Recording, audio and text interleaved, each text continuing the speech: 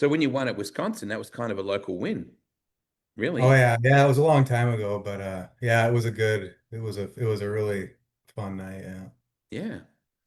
All right, it says we're live. So I'm just gonna get out of this and get out of this so I don't get any bounce back on this stuff. Thank you so much for doing this, mate. Sorry about the late notice. It's just typical Oh, of my life, really, not being that organized. no, it's all good, yeah. I mean, I'd like to be organized. I'm just not good at that stuff. Saying that we're live. There we go. Want to check in. Everybody can hear us okay. And who is our first person that I can? Jim Jones. Good on you, Jim Jones. Jim's on pole. Gotta love that. He's transferred straight into the big show. Um, and I always just want to do a quick little check on the audio side of things. So whereabouts are you right now, Bill Balog? Rubicon, Wisconsin, kind of on the south end of the state, yeah. Rubicon. How big Yeah, is home. Rubicon and why Rubicon? Oh,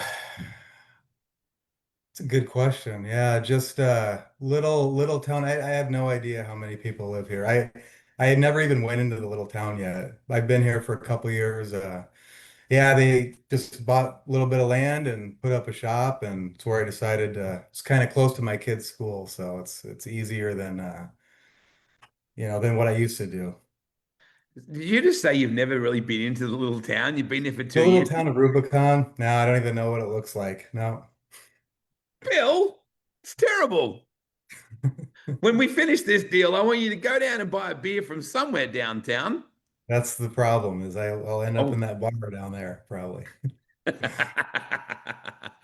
Thank you so much for being part of Wednesday Night Slide this week. Of course, the World of Outlaws are back at the world famous sprint car capital of the world, Knoxville Raceway. But let's go back to Alaska, a place that fascinates me. And I probably have this, it's probably like Australia, mate. It's like, oh, Australia, kangaroos. Oh, Alaska, polar bears. Like, is it really like that? No, I don't think so. I've never seen a polar bear, a lot of Huh. moose, there's a lot of animals, but yeah, pretty vast wilderness, I guess you could say. And yeah, just kind of I grew up in North Pole, which is outside of Fairbanks in the interior of Alaska.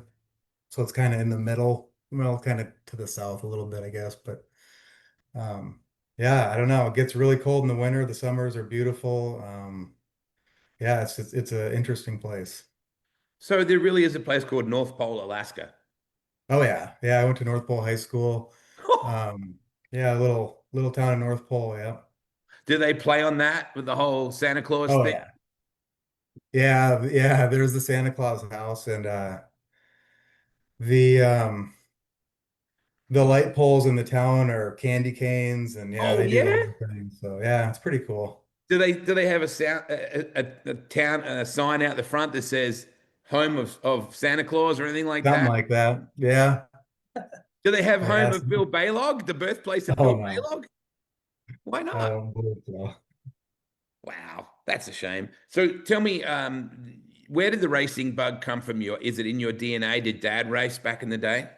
Yeah, my grandpa raced a little bit. My dad raced pretty much his whole life. I can't remember what year he quit racing, but raced pretty much everything and built, stock cars and late models up there. And he would bring cars back um, from Wisconsin. We would basically drive back every year or two, we would drive to Wisconsin in the truck and he'd pick up race cars and bring them back. And then he'd build race cars for the guys. But yeah, I think yeah, I remember he had I don't remember what year it was, probably a 1985 Ben Cook car. And it didn't have a 410 in it, but it had a 377 or something. And we went to the track and kind of tested it with him. And I remember sitting in it and just kind of goofing around in it, crawling all over it. And there was always stock cars in the yard and stuff. So yeah, I think when it really hit me is when I can't remember how old I was. I was probably 17. Kind of raced dirt bikes and I was really into snowmobile racing. But we went to a race and they had 410s up there and there was only maybe five of them. And it was in Willow, Alaska. And yeah, I just told my dad, I said, we got to figure out how to get back into this and get one of these. And, and he's kind of like thinking about, he never did buy one, but I ended up, getting to drive for someone then and kind of showed him my resume from my snowmobile stuff. And yeah, so just once I kind of got the bug, you know how it is. You just get it and there's kind of no turning back. Snowmobile stuff. You just glossed over that real quick. Are we talking like, like motocross snowmobile stuff or what? A little bit. I did a little bit of that. That probably wasn't the best of that, but I like the oval and there was these cross country races where you'd go 80 or 100 miles one way on the river or on a road or something, and then there'd be a break at the halfway point, and then you would work on your snowmobile for an hour or two, and then you go back the other way. And there were timed events. They paid good money, and they were pretty cool. And I don't think they do them too much anymore. They're pretty dangerous and stuff, but that's what I like to do. The some of the stuff I see out of Wisconsin in particular, like I think Crandon has the World Snowmobile Championship, and Oh, there's a yeah. purpose-built speedway for that stuff. And Yeah. when those guys get air, man, like I would hate to have one of those suckers land on you. Yeah. Yeah. You don't want that to happen. They just weigh too much. But yeah, there was a lot of accidents I could remember. And yeah, it's a wild deal. And there was a whole bunch of other races. There was lake races where they were ice, they would plow the ice on like a 5 mile course. So I can't remember how many laps it was, but it'd be a couple hundred miles and you'd be dying, by the end of it. So yeah, there were some interesting events up there. There was for some reason, I always go back to Hollywood. There was a great movie with Russell Crowe in it. I think it was Mystery Alaska, I think. And I think it was like a true story, Hollywood story of like the New York Jets or something went up there to play hockey against a little old team up there. I know that Hollywood tends to romanticize locations. And I was in an elevator once in LA, Bill, with a guy from Alabama. I said, "Oh, where you from?" He goes, "Alabama." And I'm like, "Yeah, I'm from Australia." So we both got screwed by Hollywood. You got Forrest Gump and I got Crocodile Dundee. So, Yeah. but Paul Hogan did incredible things for Australian tourism. That's not a knife, this is a knife, and throw another shrimp on the finish that sentence for me, Bill. Bobby, yeah, I just seen something this morning. It was a Bill Hogan, an old ad for Australia. I seen it this morning. Weird that Yeah. you mentioned. He did a huge amount for tourism for my country. So, like ice fishing and like, what was the culture in Alaska when you were growing up, mate? Was that just stuff that you did? We were just into like the snowmobile stuff. So obviously hunting's the big thing up there. All my friends, I just never got into it. All my friends would go and, to hunting camp or whatever for weeks. And yeah, I just never got into that. We did, we were more into fishing. So we would go fishing, just camping and fishing and stuff in the summertime.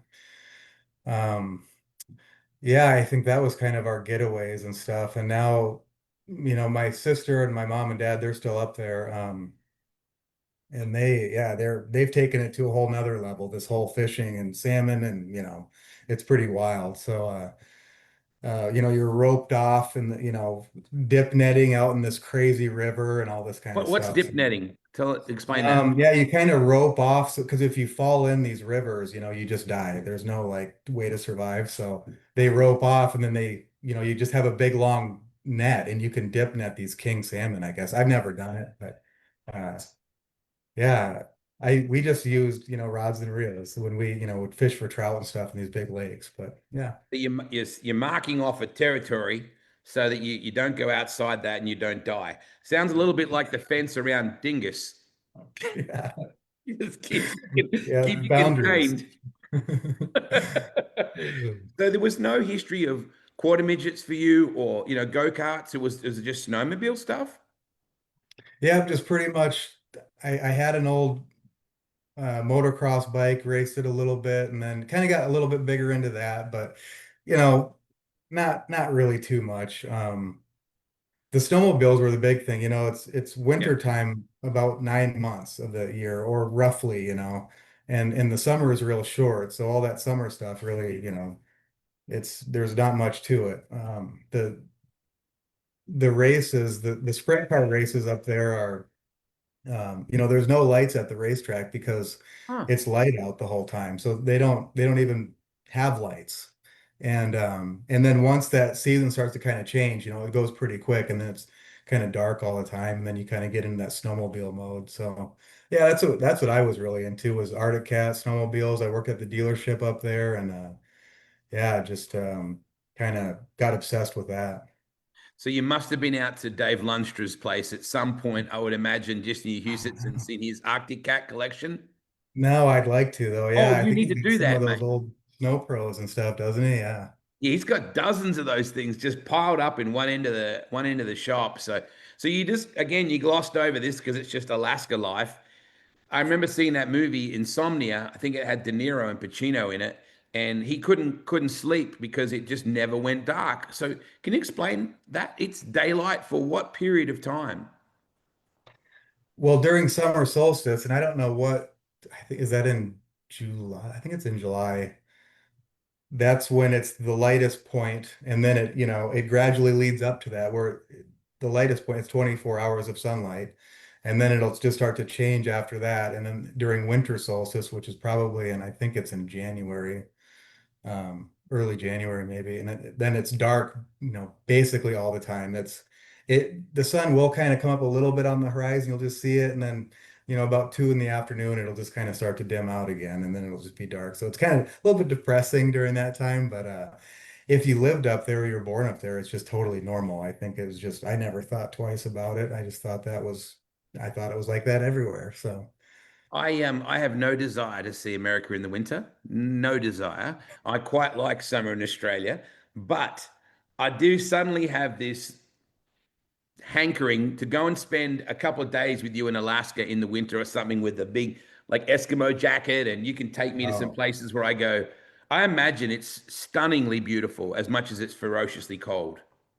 yeah, it's nice. I kind of miss the winter a little bit, when it gets really cold, but you can't really go outside and spend too much time. You just kind of get your car running, and then you go to a destination, and then you sometimes leave your car running or maybe shut it off, but then you just come back to wherever, you were. And it's just, there really isn't a lot of outside activities in the middle of winter, like December, You January. leave your So car running to keep the heat running. yeah, I mean, if it's really cold, you, it won't restart because it gets so cold. But yeah. Sounds like a great place. So you go from the idea of saying to your dad, "Hey, come on, let's do this. I want to do this," and you show your snowmobile credentials to a potential owner. Is that when it started to sort of, gather Yeah. momentum? So I worked for this guy named Ron Ruth, and he actually helps me now. He's on the side of the car. I worked for him. And one of the other mechanics in that shop was Corey Carnes. And he was driving a sprint car, and I think he said he was might quit or something. I said, "Well, I want to drive that thing." And so I talked to my dad a little bit, and we brought my it's like an album and some stats of these snowmobile races that I was in, and we brought Dale Eady was his name, 2 cases of Budweiser, and showed him this book, and he just said, "You're hired." Well, that night, I mean, it was just Cases of that Bud. easy. Yeah, it was the middle of winter. It was, one of those dark nights, and yeah, we just then kind of put the car together and started racing. And my first year was an old gambler car, and it was Oh, cool, but it was 2000, year 2000. So it's been so a how old while. were you then? I don't know, whatever that is. Yeah, probably 20, I guess. Yeah. Just a young Bill 19, 20. Balog. First time you got in a sprint car, and now here you are, a full-time outlaw, mate. And I know a lot of snow has gone under the bridge since that. But mate, did you ever think even back then, I want to do that for a living one day? Or did you ever get in the car and go, "Whew, this is me"? Or did that take a period of time? Because surely you go through that phase where you go, "I'm no good at this shit." Oh, yeah, I think that's still a thing. Um, yeah, so up there, I wasn't sure how, so we would watch TNN, we would watch Sammy Swindell, the Kinsers, we'd Yep. watch that on TNN, and I didn't know how they did it. I didn't understand how they could do this full time. So yeah, that was really kind of out of reach, but eventually got moved, and just started racing more, and just, basically sacrificing more. I had a job, but I wouldn't show up on Fridays and Saturdays. I just told them ahead of time, and just really didn't have fully support enough to convince anyone that I could do this full time or drive for someone. So we kind of put our own deal together, drove for some people, and kind of did it that way. And it took, obviously many years, still just, in sort of the same boat, maybe a little bit better, but yeah, we're having a good time. So is the Alaskan government pro motorsport, Bill? Is it a do they see that as a as an industry and like when the outlaws come to a region, right? They only go to North Dakota a few times, right? And it's generally in a period. Does Alaska have that kind of structure as well, where they want to attract national motorsport competition? I guess I'm not really sure. I've never really thought about it or noticed it. I know they're into they promote a lot of the dog sled races, the Iditarod and all this kind Yeah, of stuff. wow. There's a big snowmobile race up there, the Iron Dog. That's the big it's a Iron Dog. the Iron Dogs, yeah, it's a couple thousand-mile snowmobile race, so it's a big deal. But yeah, I guess I'm not really sure how they would approach all that. So does the region celebrate you, mate? And I'm not looking for you to. You're not going to go, yeah, I'm a god back in Alaska. But is there a community around you in Alaska that goes, that's our guy? He's running in the biggest sprint car series in the world. Yeah, I mean, I think I have probably some friends up there that I went to school with, and my first car owner Dale that we were talking about. I mean, he's probably he gave me my first shot in that thing just on a whim, and I'm pretty sure some people like that are probably proud, I would assume, but Yeah. yeah, I think it's Well, nothing. I often think of this, Bill. Racing has given small towns worldwide notoriety. When you think back to Apple Creek, Ohio, Worcester, Ohio, Holmesville, Ohio, Bloomington, Indiana. I mean, Mellencamp was from there too, but who cares? But you know what I mean? Like North Pole, Alaska. I gotta be honest. I don't know if I've heard of anybody else from there. So racing does give little communities notoriety on the map. Oh yeah, I think there's probably something to it. Yeah. I think in North Pole there was a couple pro football players, I don't know their names, but that came out of that school, which is odd, but hockey's big up there. Yeah. But yeah, I mean, North Pole, little town, and yeah, I definitely grew up there and got to know the cops a little bit, so yeah, What do you mean by that, Bill? just got to see him a few times. They just called by just to check on how you were doing, make sure you were just Yeah. in the right path. Yeah, just make sure I was staying out of trouble. I watched a really cool documentary on Nickelback actually just recently, Oh, I because think they I were did from, see. yeah. And it was an incredible story, because they went back to those places and they played a gig back there. And that's kind of what I'm aiming at with you, man. I think it'd be super cool to have an Alaskan Sprint Car Nationals. I don't know if there's venues up there that That could would be do cool. that, right? You know, I that mean, they go to Australia, like you said. I mean, or it's not out of the question. That is a good idea. you could have like the They, pace car would be a team of Huskies, you know? I think Kenny Schrader was just up there racing a modified in Fairbanks, not too maybe a couple years ago, or Kenny Wallace. Which one was it now? I can't remember, but yeah, they every once in a while get someone up there to, you know, run around. But yeah, they need to have an outlaw show up there, don't they? Hello, that's what I'm talking about. You and me, mate. I'll have my people talk to your people. We'll do lunch, all right? Are you listening? Are you listening, outlaws? Let's go to Alaska. There's a dessert down here in Australia called Bomb Alaska, right? Have you heard of that? Oh, mm-mm. Oh, so that's like a big meringue and they set it on fire. It's like they set it on fire at the table. It's called Bomb Alaska. I Huh. have no idea. You know how random I am. So Knoxville Raceway, this 20-year-old is running, a sprint car in his first year in Alaska. Fast forward to 2025, he's coming into the Knoxville Nationals in about 60 days or something like that. An event that he qualified direct into last year at the Knoxville Nationals. Why is Knoxville such an epic place? And when you were a kid, was it on your map? Yeah, I mean, obviously, we watched it all too, even when after those TNN days and I moved along and yeah, just watched all that. And I went there for the first time in 2005. I remember this really clearly. I was in the pit line And Paul Pittman was kind of the IRA announcer at the time, and he said, "Well, what do you think? You made it to Knoxville, and what do you think?" And I kind of just thought, I mean, I think I could probably do all right. It doesn't look that hard. And boy, was I wrong. What an idiot. And I looked like an idiot, and I still do most of the time that I go there. And yeah, it's a tough place. It just has a really, the competition is one thing, but the racetrack itself, I know there's exceptions, people, Larson, and, there's a bunch of people that are just really good there. But for the most part, it can be a struggle. So, yeah, just I'm looking forward to this weekend. We got the car ready, and I think, you're always optimistic and you think you're going to do well. And I think that's probably part of it. But yeah, usually after the heat race, I just want to go home. So When I take Aussie, when I realize that an Aussie is making his debut there, I go straight to Skip and I say, "Hey, you got a minute?" And I take Skip Jackson over to them and I say, "Tell him, just tell him." yeah, And Skip will say, "Don't turn at the flag stand." yeah, Right? You got to right. keep on trucking to the Casey's before you or the High V before you turn. Yeah. But don't hit the flag stand if by not turning either. You gotta, it goes both ways. So Yeah. It's yeah, no, it's tough.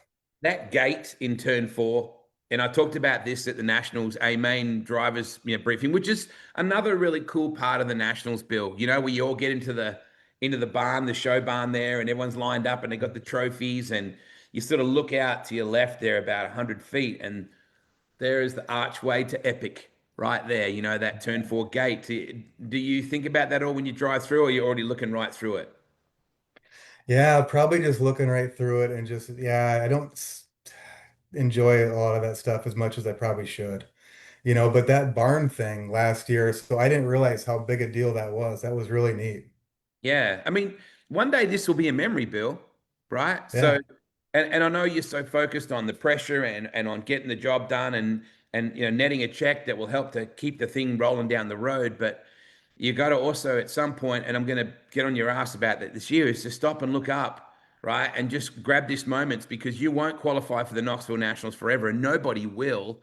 So right. to look up in the Avenue of Champions and to see those fans, and now that big Albor building in turn two. And have you been out to the Hall of Fame and the museum and checked that out, or you're always too Oh busy? yeah. What No, a yeah, place. we went. Yeah, I've been there a couple times. It's totally awesome. Yeah. Been a little bit, but no, I'll take your advice, and I'll try to You don't I'll have to. do more, because it's something, and I've heard that a lot, and then during that race day, it's kind of like you just gotta, I don't know. I just try to get focused and get the little chores done that I got to do, and then get going. But yeah, you got to stop and smell the roses, I guess, don't you? Smell the methanol, same thing. Although Garth Brooks once said you can still smell the roses when you're running with them in your hand, right? So little bit Okay, like what that's my cool. Yeah. mate Zierfoss said to me when I said, "Are you living the dream?" And he said, "Nightmares are dreams too, Wade," which Yeah. is also true, mate. You're Jacob Allen, right? One of the most loved figures in sprint car racing because he's like the Matthew McConaughey of methanol. He's like, all right, all right, all right. You have a very similar way about you that you're very laid back. People, I don't know anyone that's not a Bill Balog fan. You're a very much a respected and liked individual in our sport. I think everyone loves to cheer for an underdog too, right? I think that's part of it. Like when you and I had our interview at the track last year, and I just had you around, and all your boys and your girls were around you, and it was just like this. Literally looks like this happened in a bar in Wisconsin, where you looked around the room and said, "Who's not got to go to work tomorrow? I got to go run this hot rod out the front." Is that the Yeah, way? you're not far off. Really? I don't know. I attract some of those people sometimes. That's all right. Just going to bring their money. Don't applaud. Just throw money. But you've got a really earthy, down to earth nature about your team and about your attitude, mate. I think people they love that. Yeah, I don't know any different. I try not to get, too cocky about anything because, this sport's pretty humbling. So you gotta make a mistake and run someone over and look like an idiot or, so I just try to keep my mouth shut most of the time. But yeah, you want to race hard and be competitive and you want to please the sponsors and make some friends along the way. So you try to do that. But no, I don't know any other way to do it. So that's just kind of how we do it, I guess.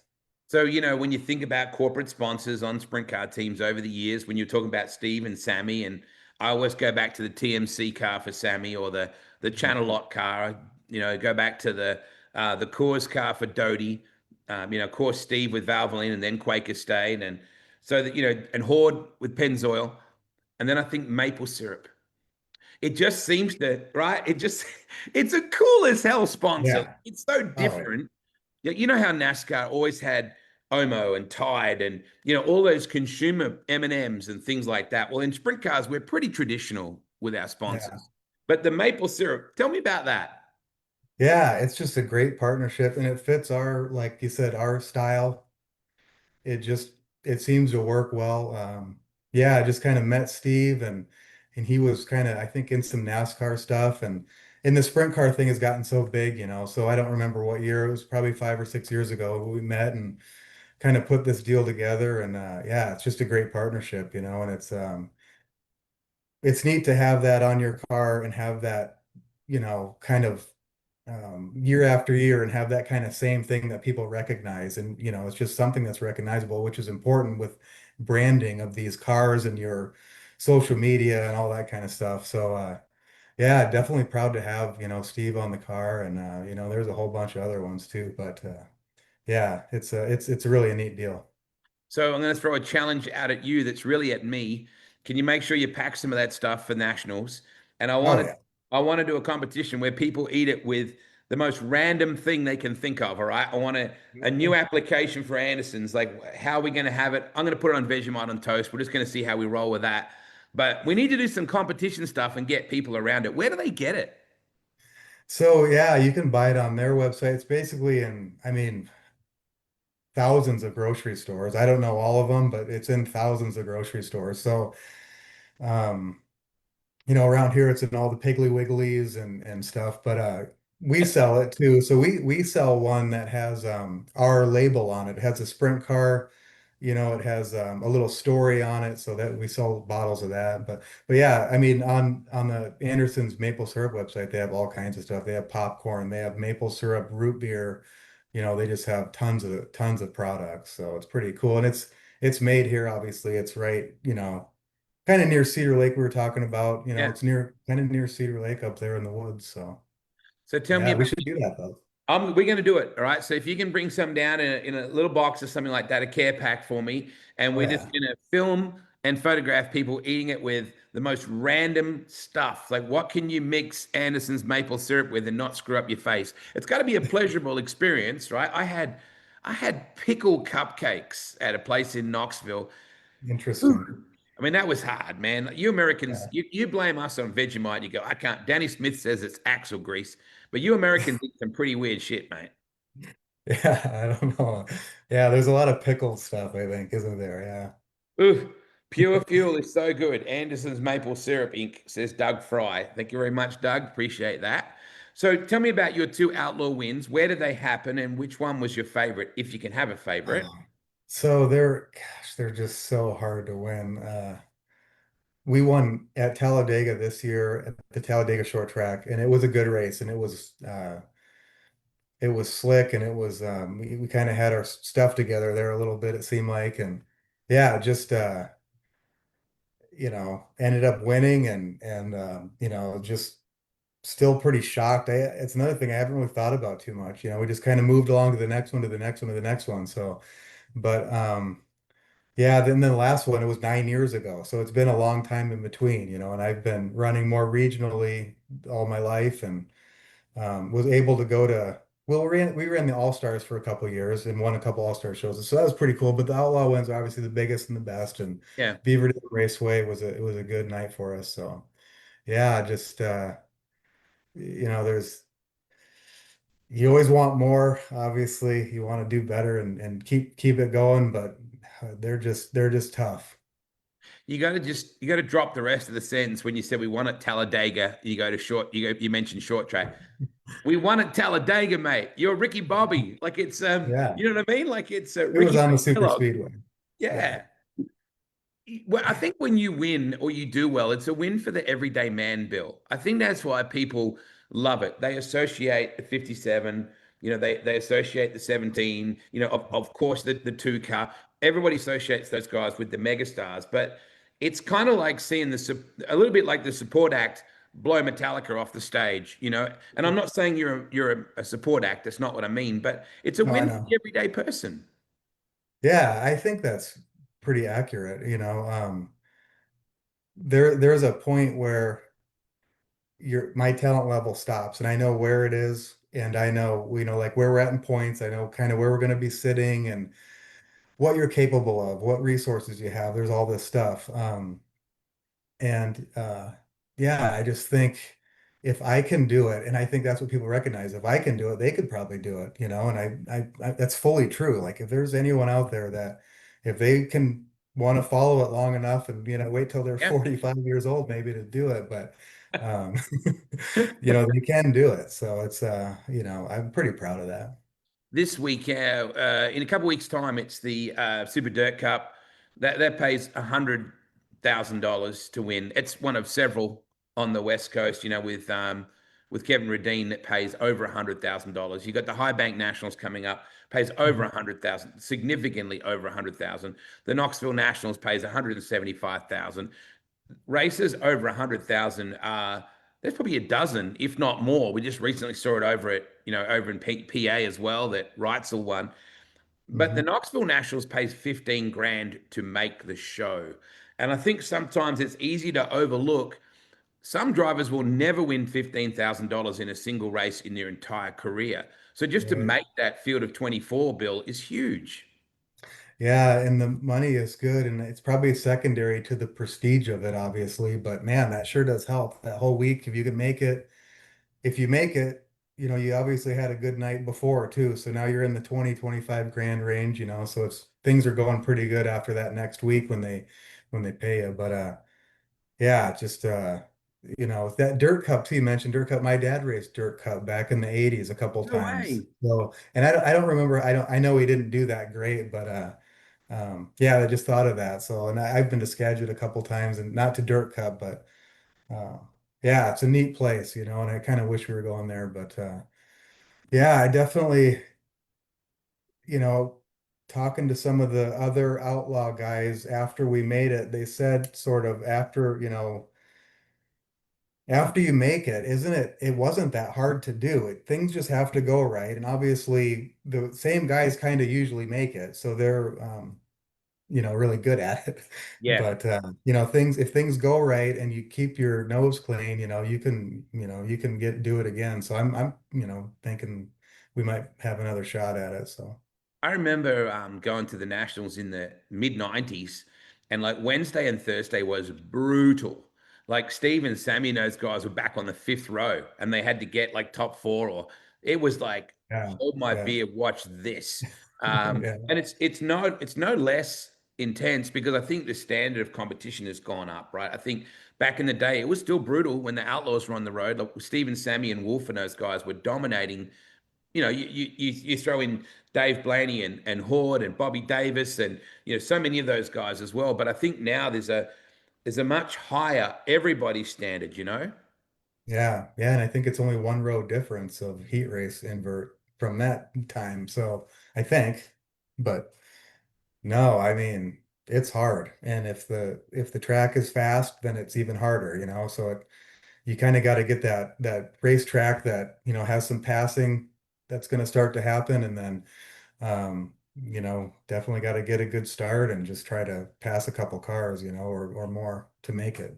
More and more, I notice with America, Bill, that your time at the racetrack it blocks out all the peripheral bullshit. Fans are in the stands to cheer on or boo or whatever they want to do, their favorite or their worst driver.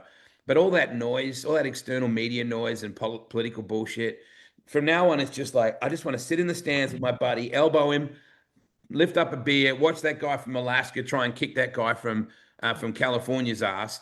And I think that's the beauty of our sport, Bill. And when I go to different parts of America, I love that the PA fans are nuts.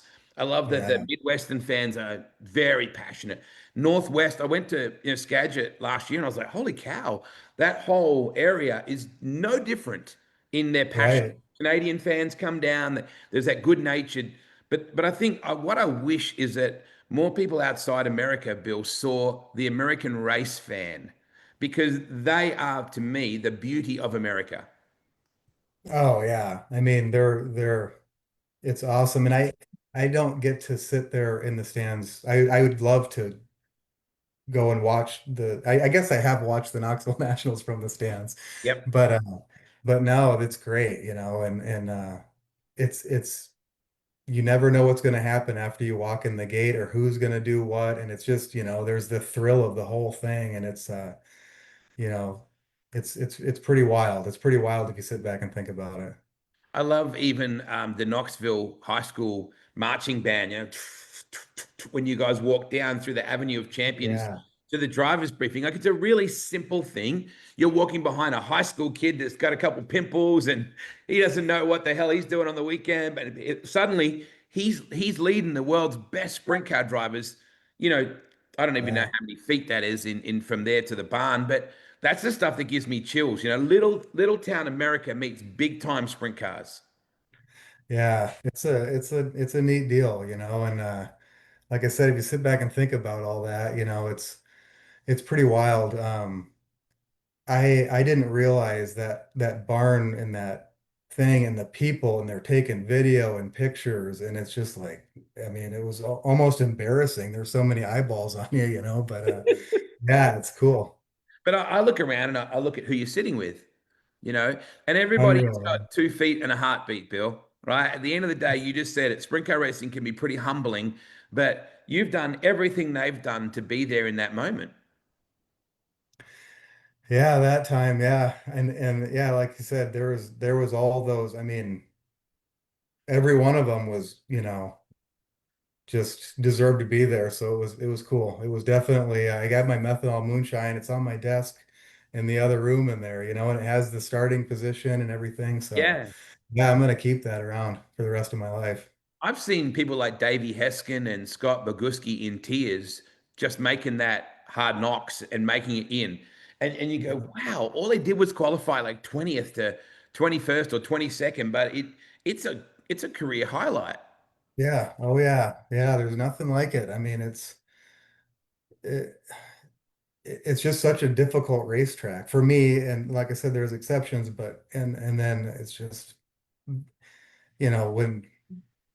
when they start pushing the cars off for the A main, you know what I'm talking about? It is just unreal. There isn't anything like that. It is um the fireworks and the fans and the lights, and you get everyone all wound up. I mean, it gives you goosebumps.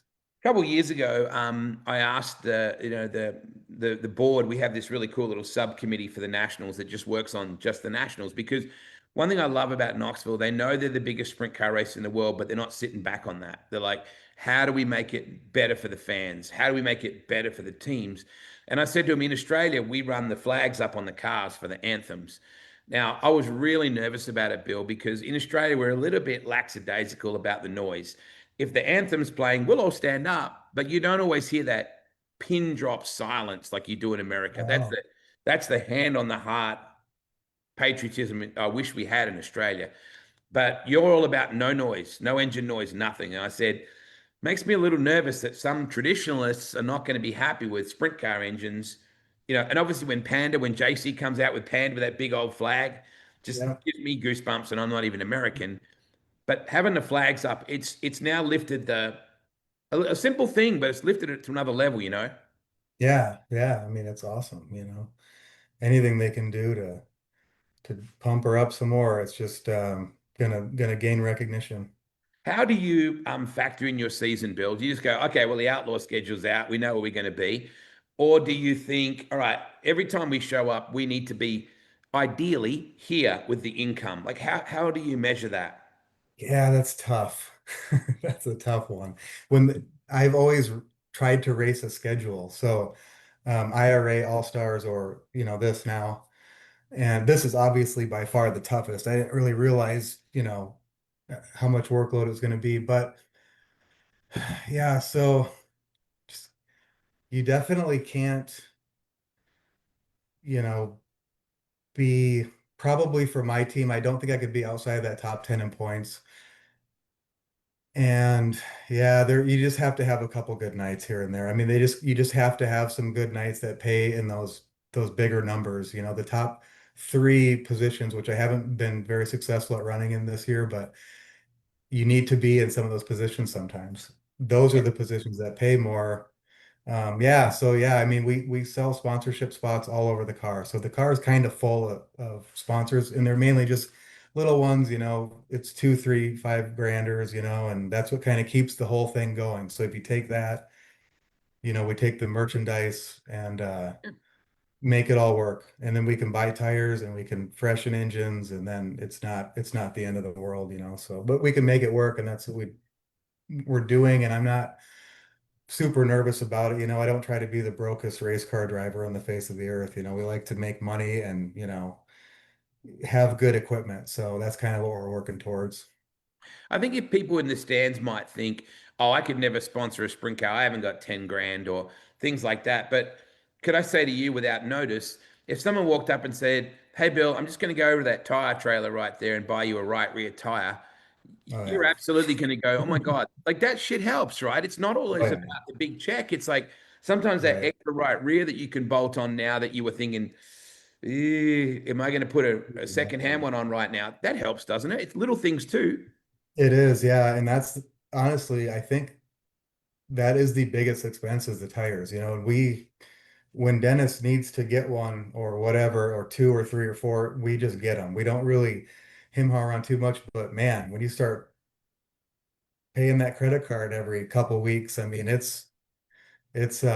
stings. So yeah, yeah. I mean, there's any number of ways to do it. We spend money. It comes in and it just goes out just as quick. So anything helps for sure.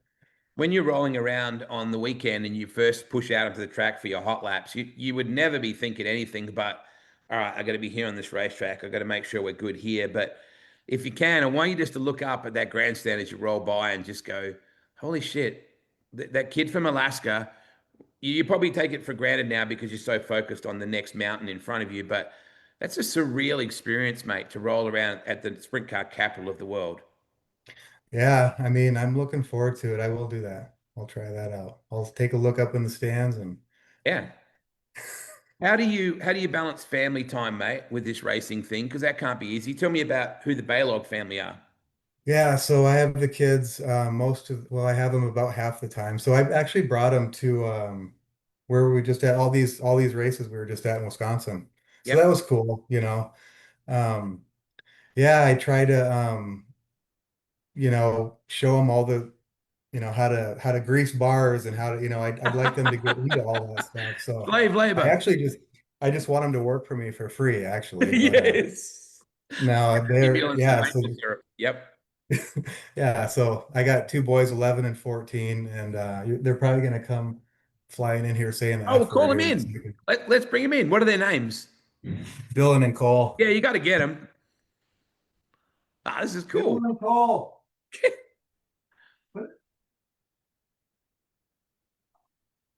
Nothing like a bit of random Where's Dylan? family time here, folks. This is what it's Yeah. all about, though. It's not all about race cars. It's about people. So, what are their names? Dylan and Cole. Okay. And Cole, like Cole Trickle. Yeah. Wow. And what was Dylan? Who was Dylan named after? If Cole was named after Trickle, Oh, I don't know. I can't remember. Probably Bob Dylan or you something. know, Yeah.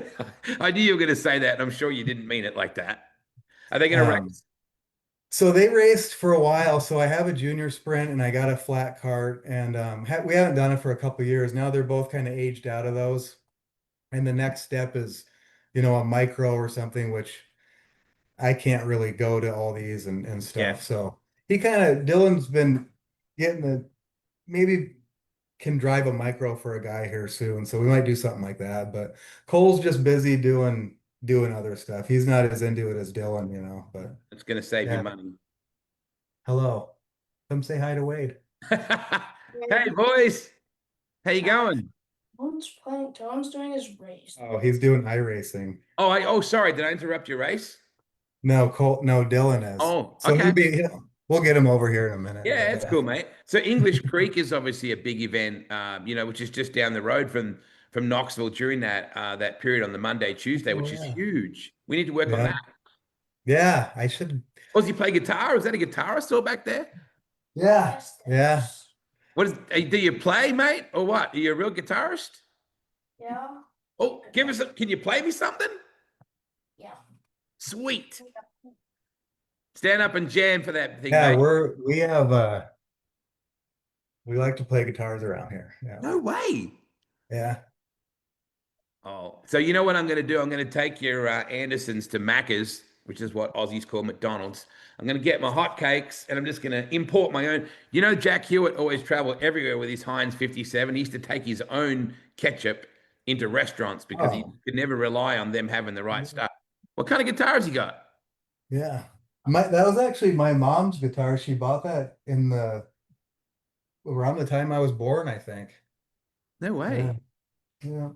Um, yeah, I bring the Andersons into places. Like we Do have you? little bottles. Yeah, I bring it in. Yeah. Sweet. So what are you Bill gonna play us Balog and the for? Little Nightmares. That could be a band. What do you got for us, We're mate? gonna start we're gonna start a family band, yeah. Yeah. Make some coin. Get you better go get billions of streams on Spotify and you better get this whole deal. Oh, have you got a flying V? Is that what I'm seeing down here? What? Oh Yep. yeah, we got a flying V. Jeff Wisecup said, grab the flying V. Oh yeah, we have a couple cool ones, yeah. Sure. Okay. All right. This is great. I never knew this stuff, mate. Yeah. You Yeah, like, so we have some guitars that you build your own. So you buy a kit. yeah. So he's got a kit. We just have to stop working in the shop so much and get working on these guitars, So Wow, you'll have to perform the anthem, mate. You and the Balog boys just doing the national anthem all guitared up, and we get that guy that plays the harmonica and oh yeah. Yeah, that'd be being cool. being a dad is the greatest thing in the world, Bill. I know that only too well. I have four beautiful sons, and my eldest boy is going to be a father in December. So Oh, I'm going to be a papa, which is seriously oh, cool for okay. me.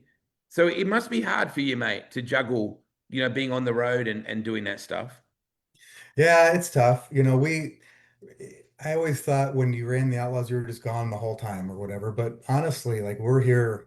I mean, you just get in the camper and just get back here on when the race is over on Saturday night. You just kind of put in the hours of driving and just get back here. And then we kind of have a pretty normal life, but You got an yeah. amp in Oh there as yeah, well, that or one. oh yeah, This thing is wild. Yeah. School of Rock. So this is Cole here, or is this Dylan? Yeah. Cool. Yeah. Crank up something for us, Cole. Wail on it So I for us. don't think he doesn't have an amp, but he That's a cool. Wait, That's a cool guitar, mate. yeah. Yeah, they're into Metallica now, so it's all about Metallica. Metallica, absolutely. Are they Yeah. coming to nationals? They've been there a couple times. Yeah, I don't think so this year though. I Okay. guess I could probably work something out. Yeah. If they do, we need to do a cool photo shoot of the boys just laid back with the guitars and the car in the background, pour a bit of doing some maple syrup shots. Look Oh yeah. at Yeah, him just laying back on that. we keep one of our cheaper guitars in the camper so they can play it with their headphones and do their scales or whatever. Mate, it's so cool. It's really cool to catch up with you, Bill. I love that you're one of the everyday guys. You're no less passionate than anybody else in the field. You've got a great little team that are so passionate about what you do. Those people would walk through fire for you. And I worked that out very quickly just walking into your pit that you've got an army around you, mate. Yeah, no, I've had a lot of really good people. I mean, Ryan Buser's helped me, get the 410 thing going, and then I met all these friends, and yeah, it's just kind of turned into something pretty cool. So yeah, I definitely, I enjoy it. I know I say I don't sit back and look at it, but there's nothing else. That's what I always wanted to do, and this is what I'm doing. So yeah, it's pretty awesome. Knoxville Nationals is coming up, of course, in August, but the Outlaws are back for the second time this season, this weekend at the Marion County Fairgrounds. Such an incredible place just to, when you drive down Lincoln, Bill, and you see that big flag and you see that grandstand, those bleachers just there, it just gives me chills every single time. Yeah, it's a great place. You know, it's a there's nerves and all that kind of stuff, but you know, if you like I said, if you can do anything, if you can time in decent, if you can pass any cars, everything can be really successful there. You know, it's an interesting place, and definitely looking forward to this weekend. I can see a little James Hetfield going on behind you there. So I'm looking forward to meeting up with you guys at Nationals if you can come to that. And I would love you to play some stuff for us. And we need to make a bit of a video and have some fun and hang out. All right, Cole? Okay. Sweet. Bill, thanks, mate. I really appreciate Yeah. your time. Good luck this weekend. Hope you kick some butt. And I'm looking forward to the Anderson Challenge with the maple syrup Yeah, with what people can put on it for the Nationals week. All right. we'll do it. You bet. Thanks. Take her Sweet as, easy. mate. Always good to see you, Bill. Yep. See ya. Yeah. See ya. See you, Cole. Get on that thing, mate. Give Yeah. me a rock horns. Can I have a rock horns? Horns. Yeah, baby. See you soon, Bill. All right. See ya. See ya. Bye, mate. Good night, everybody. Bye. Don't forget the Outlaws are at Knoxville. This weekend's going to be wild as we get closer and closer. Play us out, Cole. Lay back on that thing. So good. See you, mate.